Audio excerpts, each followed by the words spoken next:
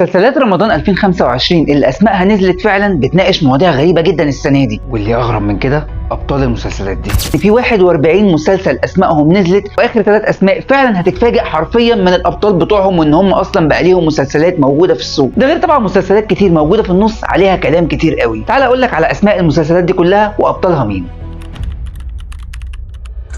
اول مسلسل هو مسلسل عين شمس لاحمد مكي، تاني مسلسل لحماده هلال وهو المداح 5، تالت مسلسل لهشام ماجد واسماء جلال وهو اشغال شقه رقم 2، تالت مسلسل لشريف سلامه ودينا الشربيني وهو كامل العدد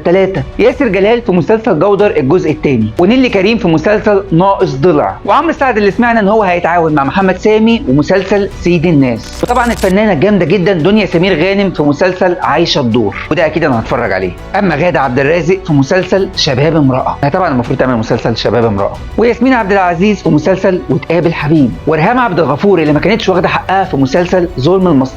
المصطبه، وامينه خليل في مسلسل لام شمسيه، مصطفى شعبان في مسلسل حكيم باشا، وهاني سلامه في مسلسل امير العوامري، وخالد النبوي في مسلسل الاخطبوط، واحمد العوضي مسلسل فهد البطل، وآسر ياسين في مسلسل الحب كله. ما هو لو مش ده اللي عمل الحب كله مين اللي هيعمله يعني؟ والفنان ياسر جلال في مسلسل تاني للعداله وجه اخر، والزوجين حسن الرداد وايمي سمير غانم في مسلسل مش هو ولا هي، وظافر العابدين في مسلسل نلتقي بعد الفاصل، ومحمد فراج حبيبي واللي ببارك له بجد على العمل ده في مسلسل منتهي الصلاحيه، والفنانه حنان مطاوع في مسلسل دهب، وسيد ابو حفيظه او اكرم حسني في مسلسل الكابتن، والفنان اللي بجد احمد امين في مسلسل مذكرات نشال، واكيد كل مره بينشل وقتنا فلازم يبقى نشال، والجامد قوي طه حسين